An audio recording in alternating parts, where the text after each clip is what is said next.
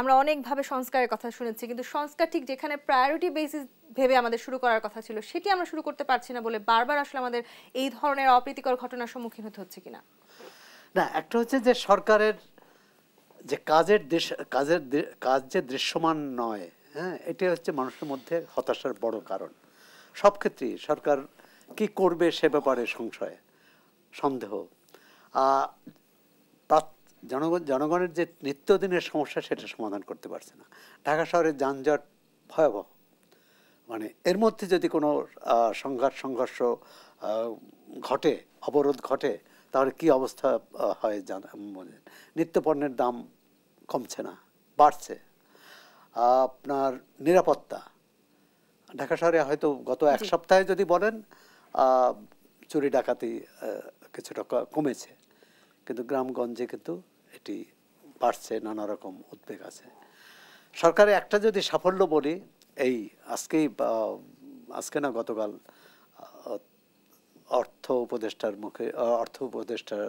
প্রতিশ্রুতি দিয়েছেন যে তৈরি পোশাক শিল্পে যে 12 লাখ শ্রমিককে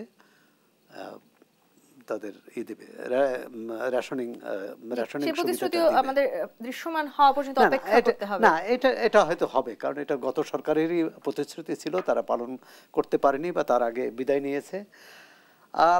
সরকার কিছু কিছু কাজ করেছে। আপনি ধরেন এখন পর্যন্ত কোনো উপদেষ্টার বিরুদ্ধে দুর্নীতির অভিযোগ আসেনি, এটি ভালো দিক। গত সরকারে অনেক দুর্নীতি চিহ্নিত করেছে, ধরেছে, এটি ভালো দিক। কিন্তু একজনের নামে 200 মামলা এবং তার বেশিরভাগ হত্যা মামলা, আবার এক মামলায় 700 জন আসামি করা, এটা তো পুরো বিচার ব্যবস্থাকে প্রশ্নবিদ্ধ করবে, বিচার প্রক্রিয়াকে প্রশ্নবিদ্ধ করবে। ইতিমধ্যে বাইরে থেকে এ নিয়ে প্রশ্ন উঠেছে। সরকারকে তাদের সময়কালটাকে দীর্ঘায়িত করতে চাইছে, সেরকম প্রশ্ন আছে কিনা? 100 দিন তো হলো, নিজের একটা মূল্যায়ন করা উচিত, আত্মমূল্যায়ন। সেই মূল্যায়নের জায়গাটিতেই আমি একটু জানতে চাই সরওয়ার হাসান, তাদের আসলে কোনো না কোনো ভাবে তারা তাদের সময়কালটাকে দীর্ঘায়িত করতে চাইছে, রাজনৈতিক দলগুলোর সাথে তাদের দূরত্ব বাড়ছে, সেই প্রশ্নটিও এখন অনেক ভাবে আলোচিত হচ্ছে, সমালোচিত হচ্ছে।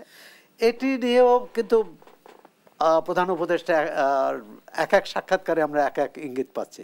কোথাও বলছেন যে যদি রাজনৈতিক দলগুলো সংস্কার না চায়, আমি কালকে নির্বাচন দিয়ে দেবো, সংস্কার ছাড়াই নির্বাচন দেব। তার তো মনে হয় 3 মাসের মধ্যে নির্বাচন হবে।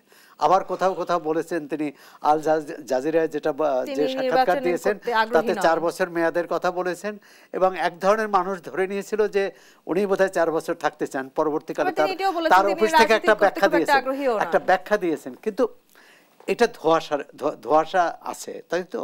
এখন ধোঁয়াশাটা তখনই কাটবে যখন বলবেন যে আমরা একটা রোড ম্যাপ দেবেন, যে আমরা এই তারিখে নির্বাচন করতে চাই, এই তারিখে ভোটার তালিকা শেষ করতে চাই, এই তারিখে আমরা অন্যান্য কাজগুলো করতে